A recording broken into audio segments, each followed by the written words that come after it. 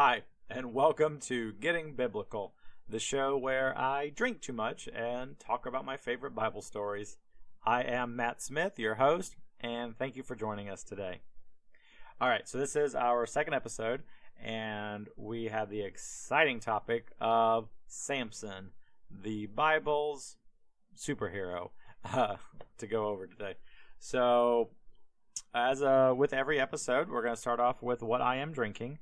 And tonight, I am going with pretty much my favorite go-to, maybe not my daily drinker, but my often resort go-to if you know, when you're at like a bar or whatnot, or a restaurant, and you're not quite sure what you want, and everyone around you has made their decision already, all your friends, all your buddies, but they know what they're gonna get, and you're still on the fence, and you just blurt out your comfort zone drink of choice, and that's what I'm drinking today. Johnnie Walker Black Label Scotch has never let me down. Always a great drink. And in fact, today I am drinking the last bit of my special bottle that they released a little ways back, earlier this year, I believe. Johnnie Walker Black Label. Their special edition was Jane Walker. They go on their website to talk about how their motto has always been keep walking, and that's the whole idea behind Johnnie Walker as a label. And then the Jane Walker believes that it also should pertain to women and the strides that women make, and there was, I think, $1 from every bottle that was bought or something was donated to organizations supporting women's progress and things like that. So it was a really cool design, really cool logo. I really love the art of Jane Walker, if that's her name, on the box itself, a very black and white image, and then of course she's in Boston gold on the actual bottle itself, and just super cool, super awesome, and I love their idea to support women, and I love Scotch, so it's a great bottle. Anyway, so that's what I'm drinking tonight, and let's get on to Bible stuff. So, Samson, the Bible's superhero. So, if you're not familiar with Samson, let's catch you up to speed, and I'm assuming you're not familiar with Samson because that's why you're listening today. We find the story of Samson in the book of Judges, chapters 13 through 16.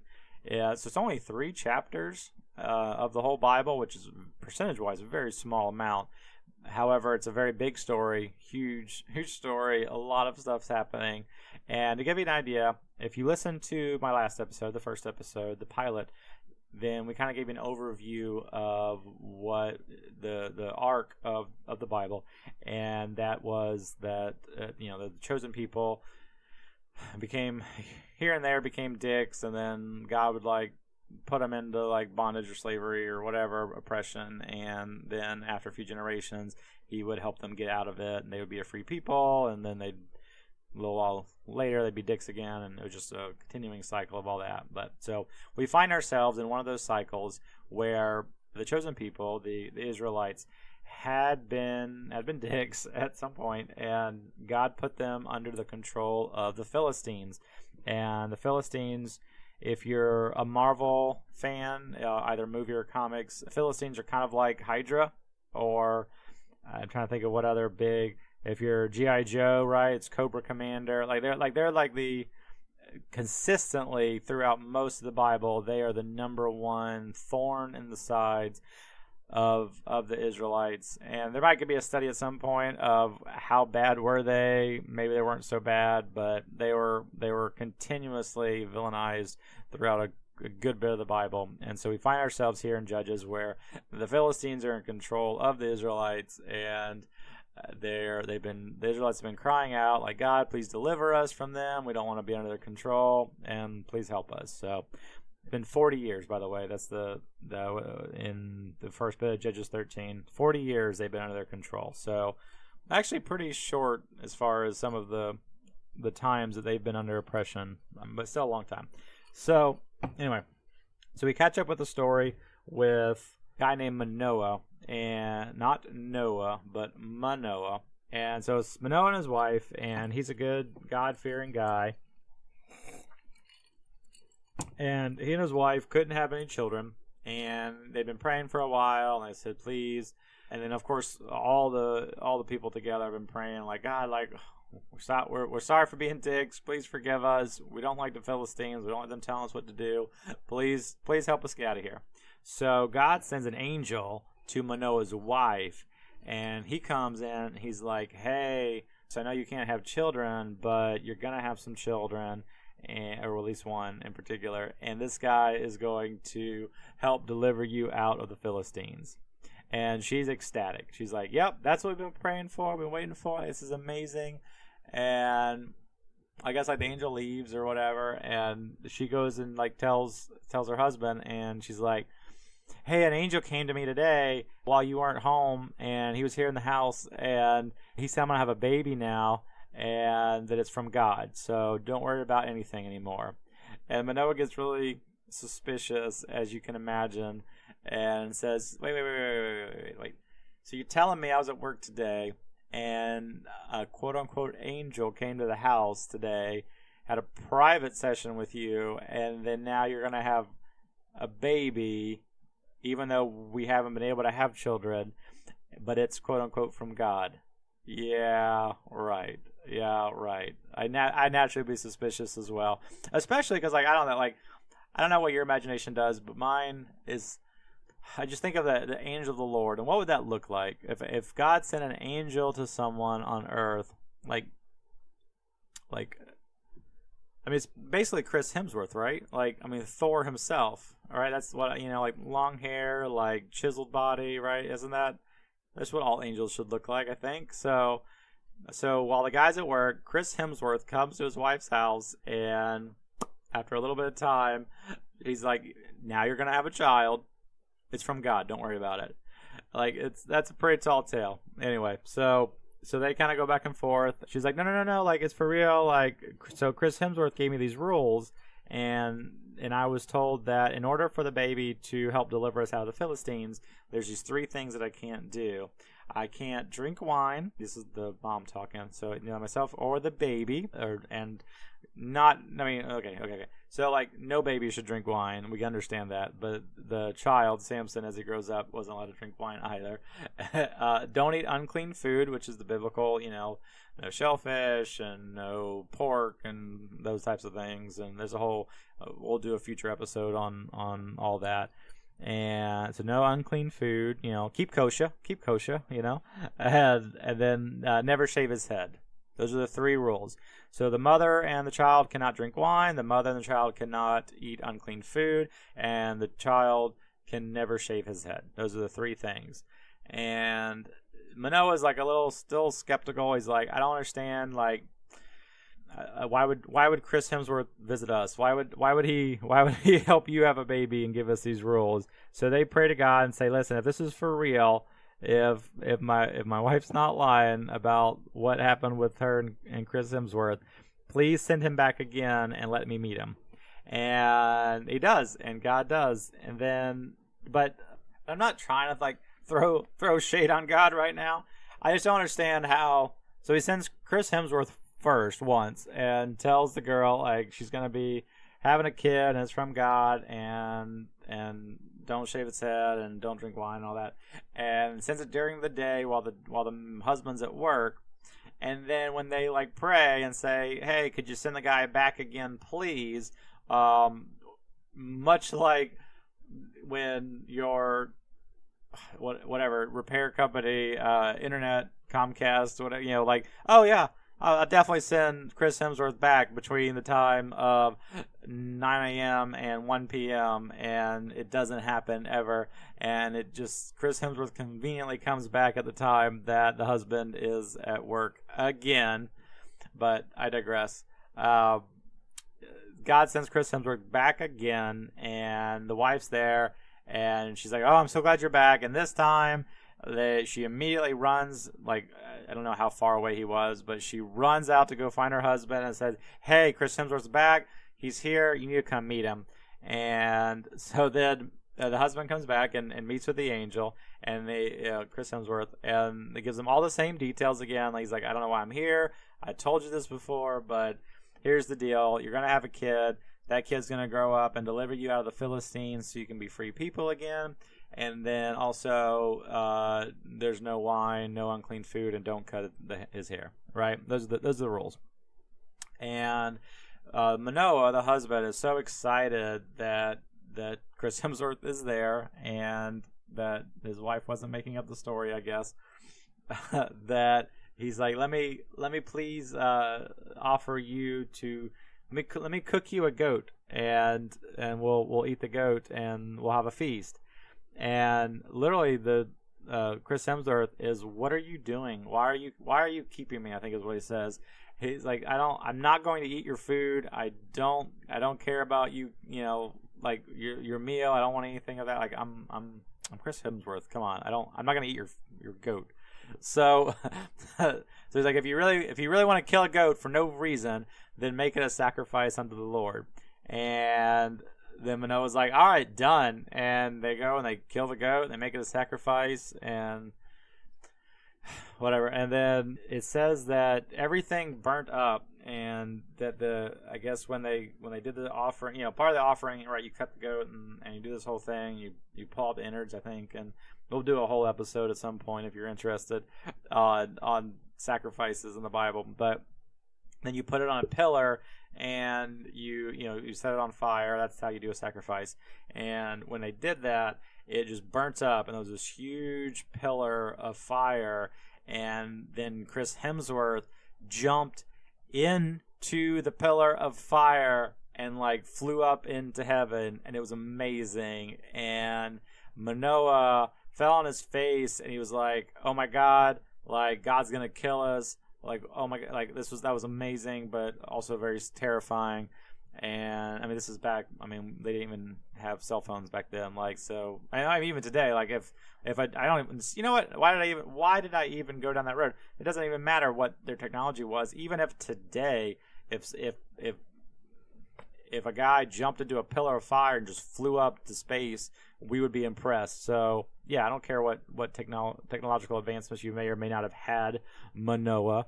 So I get it. You saw something you never seen before. You got a little scared, and so he's like, God's gonna kill us.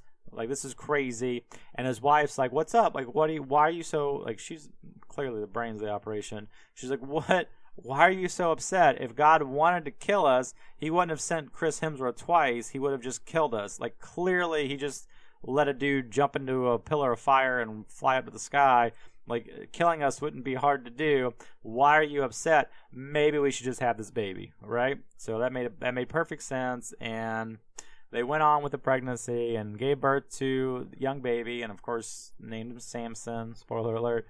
And things are good. And so now we're fast forwarding a little bit. Samson grows up, and he's of, I guess, marrying age at this point. I don't know what age that was back then, 16, 17, something like that, probably. And he was a fair warning for the rest of the story. Samson's kind of a douche.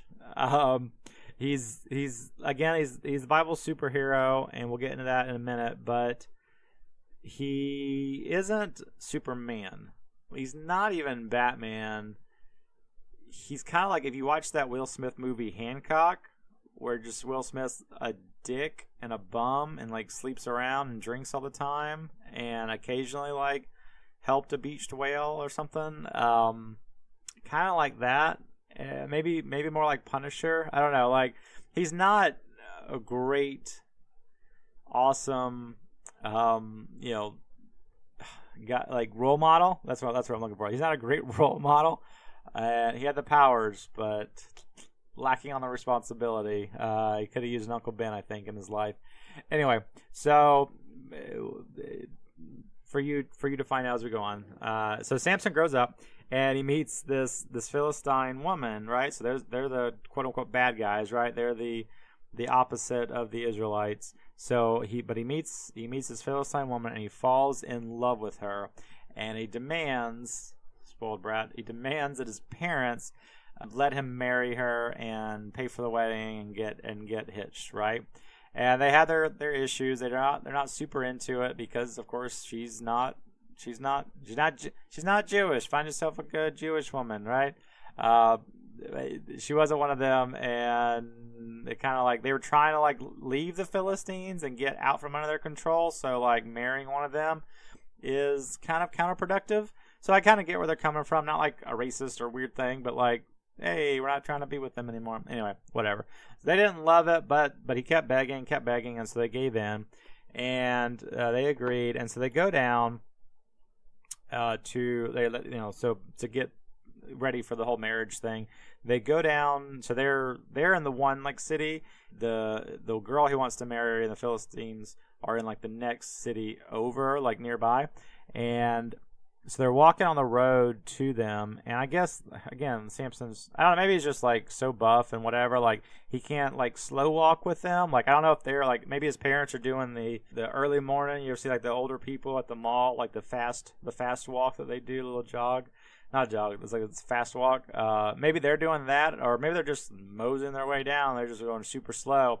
And Samson, he's got too much energy and he can't wait, so he just runs up ahead. He's way ahead of them. The Bible says that as he's going down the path and he's far ahead of them, out of nowhere, a lion, he comes out and roars at Samson, and then. What, real quick, I'm not trying to point holes. I didn't know that lions. What's the plural of lion? Lions. Sorry. So I don't know if the species of lion are native to this region of the Middle East or wherever they were at. I might need to do research on that in the future. No matter what, a lion jumps out and roars at Samson, and then the Bible says the Spirit of God filled Samson, and quote unquote, he killed the lion like you would kill a goat with your bare hands. I'm gonna let that sink in. He killed the lion like you would kill a goat with your bare hands. Now, I don't know about you out there in listener land. I have never killed a goat or much of anything other than a mosquito with my bare hands. I don't know what amount of effort it takes to kill a goat with one's bare hands. But apparently that was irrelevant. I don't know, at some point in the past, in the history of the world, if you were reading this passage, that would make so much sense. Like you're like, oh man, a lion? Oh, what's he gonna do? Like, oh, he killed it like you would kill a goat with your own hands. Oh, wow. That was a pussy bitch lion. That was easy mode. I don't know. It's very funny to me that it very specifically says that. Either way. So he kills the lion as you would a goat with your bare hands. And how much is?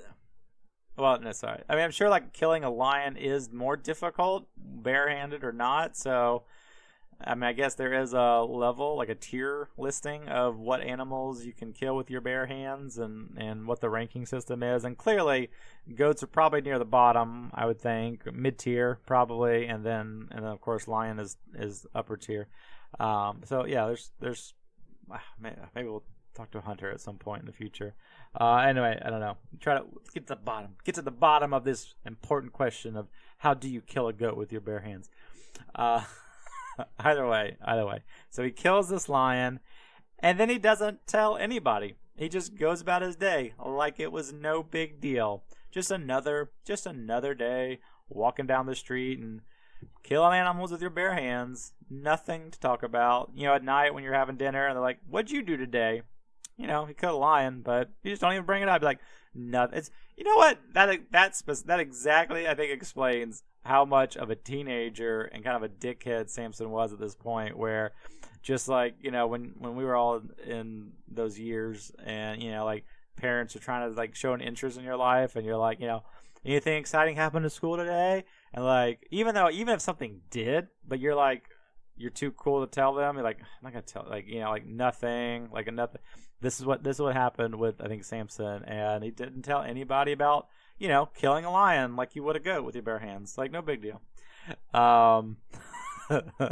Anyway, just another day.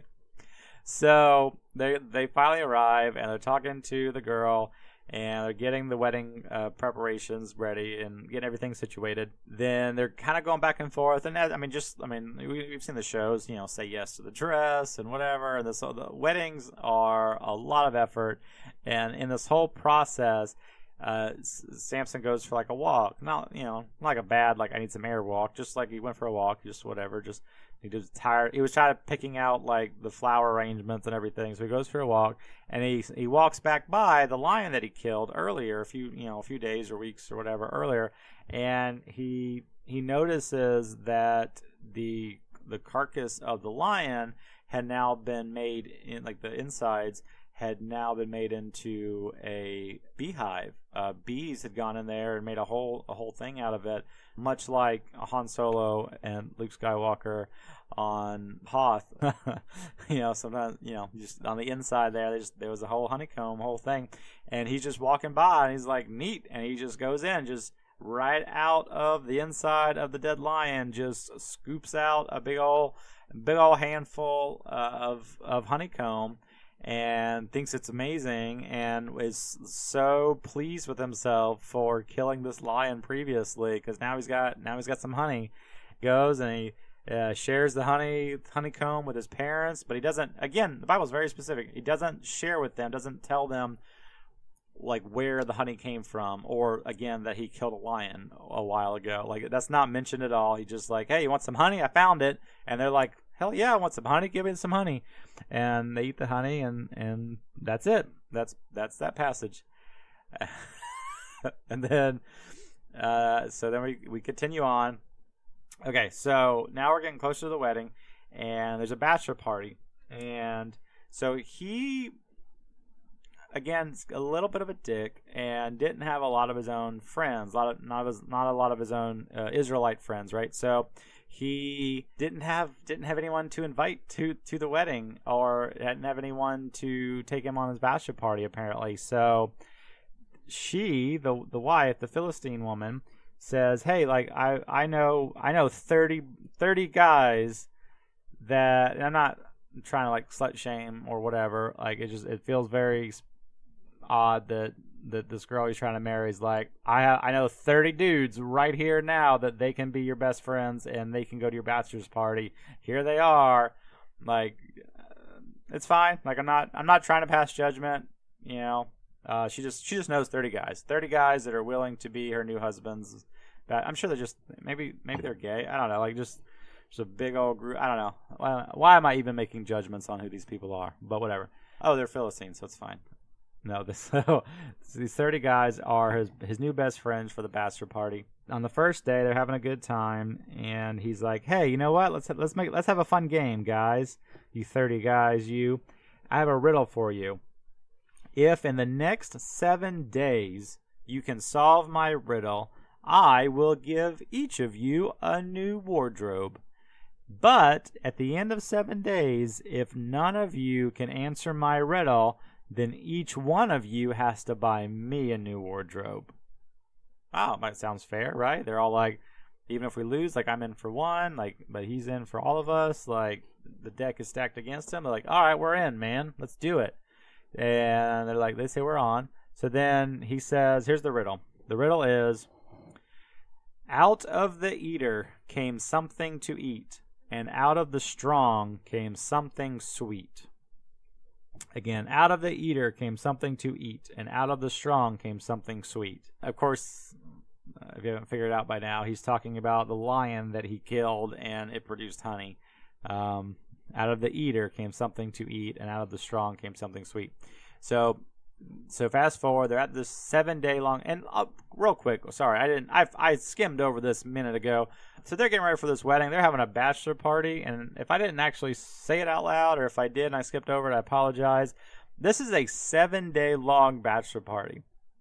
Like, wow. Let's give it up real quick. This isn't the only time this has happened. We're gonna get to other stories in future episodes where like there's like 40-day long parties that they do, and like if it's one thing that we should all aspire to and respect from the Bible, they can party. Like we can't. Like we go out on a Friday night and they get messed up for the rest of the weekend and have to show up to work on Monday, and it sucks. Like, we need to learn how to party from those in the Bible. So they're doing a 7-day bachelor party. The wedding isn't even like happening yet. This isn't a 7-day wedding party. This is a 7-day bachelor party that's happening. And anyway, so they're doing their bachelor party things. And it's, I guess it's like The Hangover, right? It's the movie The Hangover. There's a tiger involved, I'm sure. The ancient Hebrew version of Mike Tyson was there, I believe. And it's just this full-on bachelor party. Anyway, so 3 days in, none of these 30 dudes can figure out what the hell his riddle is about. Like, it doesn't make any sense. And they get really, really upset, and they go to the wife, or the future wife, the fiance, the girl that introduced them to Samson, right? Like, they were all there for her to be his friends for the bachelor party, and they take her aside and say, "Yo, bitch, you need to talk to him and get us the answer to this riddle, because we ain't trying to buy him no wardrobe, and if you don't, we're gonna burn you and your father's house with fire." That last part's like a quote. "We are going to burn you and your father's house with fire." Like, they were not like fucking around, right? They were serious about not buying some new threads for this guy. And so the bitch goes and cries to Samson, and she goes, "Why do you hate me? Why don't you love me? What's going on?" Like all this mess. Like, like, you made this riddle for all these 30 guy friends that I had, and they can't solve it, and even I don't even know what it is. Like, you're just making stuff up, and why won't you even tell me? Like, I'm your girl. Like, you shouldn't have any secrets, and all this kind of stuff. And Samson gets super pissed, and he's mad, and he's like, what are you doing? Like, leave me alone. Like, this is not your business. This is my bachelor party. And, like, brushes her off, and like for several days, like he's not into it. He's not telling her. And on the 7th day, right, the last day, like, she's just been crying nonstop this whole set. I mean, I get it. She doesn't want her and her father's house to burn up in fire by these 30 dicks, but whatever. So she's being super annoying to Samson, and Samson finally on the 7th day gives in and is like, "Oh, like, you know what? Stop your bitching. Stop your crying. Here's the riddle. I didn't make it up. Like, here's the story." And so he tells her what the riddle means, and then she immediately runs and tells all the 30 guys, "Oh, here's the answer." And then the 30 guys go back to Samson, and they go, "Hey, that riddle, right? Out of the eater came something to eat, and out of the strong came something sweet. You killed a lion, and then there was honey in it, and you ate it." Yep. And so Samson was super pissed and felt betrayed by his fiance. But a deal's a deal, right? Like, he made the promise with the guys. He's got to stick to it. So he didn't think they were actually going to answer it. So he didn't budget for it. He didn't plan for things going south. He just thought he was going to get 30 new, pairs of clothes. And so he wasn't prepared, but he needed to go make good on his promise. So this guy, Samson, he goes to the next neighboring village. So there's where the Israelites are at, right? And the next village over is like where the Philistines are at, or mostly like right where his fiance's at. And then the next village over is another nondescript, whatever. They don't even think they have a name. Another village, and he goes into that village, and I don't know if it was like a badass scene where it was like a biker bar type situation where he just goes in and like starts a fight with everybody, or if it was like at a farmer's market and he just starts wrecking shit and they're all like peaceful, like whatever. I'm not sure exactly the situation, but either way, it's very brief. The Bible's very brief on this. He just goes to the next village and kills 30 men and takes their clothes, and then gives those 30 pairs of clothes to the guys that got the riddle right. Yes. So he just goes to the next. He's like, "Oh, a deal's a deal. I owe you some clothes. Let me go find some." Leaves the party, goes to the next village, kills 30 guys, takes their clothes off their dead bodies, and delivers them to the people at his bachelor party. Like, that's not okay, man. Like, that's not how you secure a bet. Like, that's horrible. But that's what he did, and the Bible does. Well, I'm not even. The Bible doesn't even act like he did anything wrong at this point. But that's a discussion for another day, I think. But that's what he did. That's what he did. Again, he's kind of a douche, right? He's not the superhero. He has the superhero powers. He killed a lion like you would a goat with your bare hands, and he killed 30 men and took their clothes. But he's not someone you want to aspire to be. And then, so he goes back. He gives they're slightly used, I guess, pairs of clothes to the 30 guys, but he's mad at his wife or his fiance for betraying him, and he leaves. He goes back home, back to his parents' house, and he chills out at his dad's house. So he's there chilling at his dad's house, and he cools off, and after a while he goes back to the next town over. He goes back to his fiance's house, and he's ready to pick up where they left off, and the Bible says he brings a goat with him, which I guess is the biblical version of flowers and candy. But he's apologetic, and he's bringing a goat. He's like, "Here you are," and he's like, "I'm sorry, baby, take me back." But the dad meets him, her dad, father of the bride, as it were, and he's like, "I thought you hated her. I thought you were gone. I didn't think you were gonna come back." And like, she's still trying to get married to somebody, so I gave her to your best man. Yeah. So one of the 30 guys for his bachelor party, one of them was supposed to be his best man, and because Samson left, the dad just offered her up to that guy to go get married, and they did, and they got married, and now they're married. And she's off the table now, and Samson can't have her. But the dad, again, remember, the Philistines are the bad guys, so very sexist. The dad's like, so she's gone, she's married, but what about our little sister? She's even better. You can have her if you want. We'll just continue with the whole marriage thing, the whole wedding ceremony that we plan. Just marry the younger one, marry the sister. And Samson wasn't having it. He was not about it. And he says, and I quote, "This time I shall be blameless regarding the Philistines if I harm them." And a very veiled threat, I guess, to yell out in front of other people. But he disappears. And all right, so bear with me.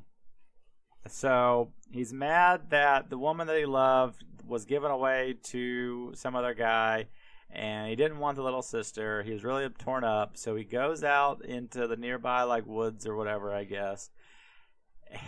And these are exact numbers. I'm not making these up or pulling things out of my ass.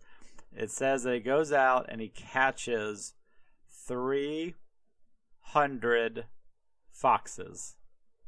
300 foxes he catches. And I don't know about you, and I've never killed a goat with my bare hands, and I don't know how easy or hard that might be. I don't know what it would take for me to catch even one fox. I've only seen a fox maybe 5 times in my life total, and 2 of them or 3 of them were at zoos. So I don't know what it would take to catch a fox, much less 300 of them. I don't know how long this took or what transpired. I have no idea. I mean, again, maybe it's just like his superpowers, and that he, the ability that he had to kill a lion as you would a goat with your bare hands, or kill 30 guys and steal their clothes. You're just able to run fast and catch foxes like it was nobody's business. I don't know what's happening, but he catches 300 of them, and then kind of like in the reverse.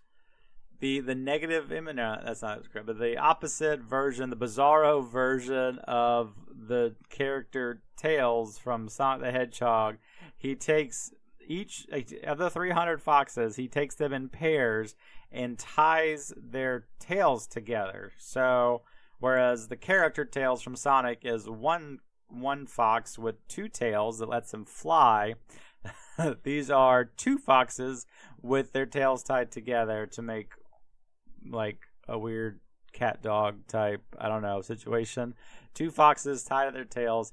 And then while their tails are tied together, Samson then also grabs a torch and ties the torch between their tails. I don't know if it was like real close. It doesn't indicate that they were hurt in any way. So I don't know if the torch was like a foot behind them or so, where they could feel the fire, but it wasn't really hurting them, But either way, so you had 150 pairs of foxes that were tied at the tail, and there were torches tied to those tails, and he sets all the torches on fire and lets the foxes, the fiery trail blazing burning foxes, he lets them loose on the nearby city of Philistines, and the foxes are just running crazy, dragging the fire everywhere, and they run through the grain stores and or storages, and then of course the market and people's homes, and just foxes and fire are going everywhere. I mean, it's like the worst Pokemon interaction that you could imagine. Just Vulpix everywhere, Ninetales, if you will. Anyway, so they just run through the whole town and burn everything. I mean, God bless them. I mean, it wasn't their poor foxes. It wasn't their fault. They were just trying to run away from the fire, and they burn everything down. And all the Philistines are like, "Who did this? Who do this? Who's responsible here?" The people that knew a little bit said, "Hey, that dick Samson, he did this. He's the son-in-law of that bitch over there. Yeah, we should go take it up with them, and it's all Samson's fault." So then they went over to the guy in the ex-fiance's house with her dad and everything. Rather than talking about it with like civilized people and being like, "Hey, we should maybe like arrest or sue Samson for doing this," they ended up burning the father, the daughter, and the house up together. Again, remember when I said the Philistines were kind of like the bad guys? Yeah, this is the kind of thing they did. I'm not saying Samson's great, and what he did with the foxes was, I mean, you kind of respect it on a certain level, but it wasn't admirable. These guys are also dicks, so they just straight up like arson killed the wife or the ex-fiance and her dad. So super fucked up thing to do. And then when Samson finds out about it, and he gets super pissed. So before he was just like a little bit pissed off, I think, with the foxes. Like I guess catching 300 foxes and tying them together and setting them on fire or whatever. That's like mildly like pissed off Samson. But now like Samson's super pissed off because even though the girl wasn't going to be his wife, she was given to like former best man. He still kind of loved her and was super mad, and he killed all of them. And I don't even know how many people there were, but after burning down their grain fields or whatever, their grain stores and their market and houses, and he just then kills them and just finishes everything up. So, yep, so that happened. Then he went and he lived in a cave.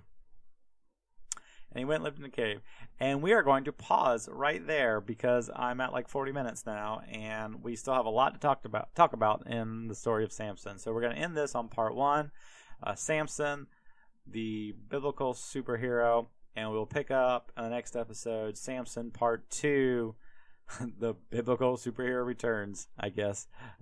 Catch up and find out what happens after he lives in a cave after setting 300 foxes loose on a village. So thank you again for tuning in. I am Matt Smith. Hope you have a great day, and cheers.